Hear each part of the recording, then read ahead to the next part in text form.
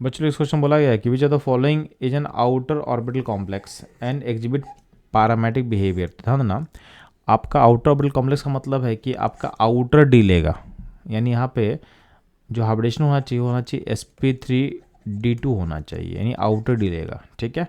और अब parametric behaviour show करने वाला था। ध्यान देंगे, निकल वाले केस में क्या है कि निकल इसमें +2 सेट में है। अब निकल +2 सेट में है तो इसका ये होगा आर्गन 3d8।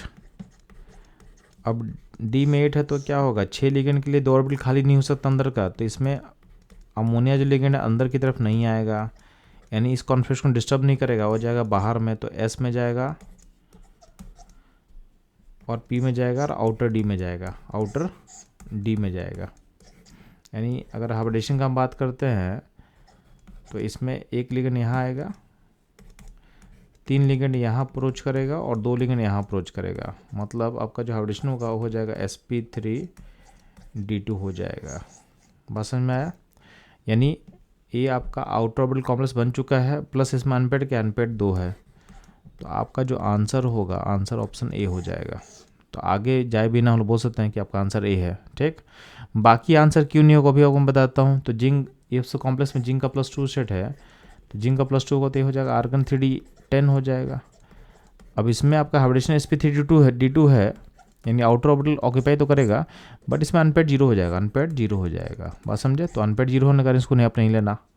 आपका जो सी वाला ऑप्शन में क्रोमियम वाले केस में क्या है कि क्रोमियम केस में आपका जो ऑक्सीडेशन स्टेट निकल के आ रहा है वो आ रहा है +3 मतलब होता है आर्गन 3d3। तो अंदर में आपके पास 2 ऑर्बिटल खाली है, तो अमोनिया लिगेंड अंदर की तरफ इन करेगा और हाइब्रिडेशन हो जाएगा d2sp3 और अनपेड इलेक्ट्रॉन हो जाएगा 3, अनपेड 3 होगा। तो ये पैरामेट्रिक है, बट क्या है इसमें चूंकि अंदर वाला ऑर्बिटल ऑक्यूपाई किया तो ये आउटर ऑर्बिटल कॉम्प्लेक्स नहीं होगा, इसलिए इसको आप नहीं लोगे, यानी आउटर ऑर्बिटल कॉम्प्लेक्स नहीं, इसलिए इसको मना कर रहे हैं। डी वाला ऑप्शन में जो कोबाल्ट है, कोबाल्ट का ऑक्सीडेशन स्टेट +3 होता है, +3 मतलब आर्गन 3d6।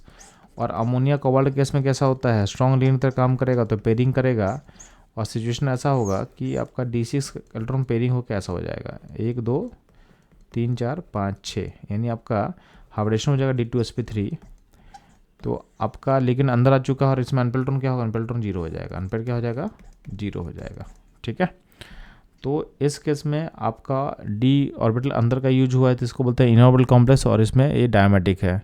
तो अल्टीमेटली सारे डिस्कशन का लॉजिक क्या निकला कि आपका जो ऑप्शन ए था करेक्ट था, जो कि ऑलरेडी हम लोग बता चुके थे। तो ये था इस क्वेश्चन का एनालिसिस। मूव होता हूँ नेक्स्ट क्वेश्चन पे।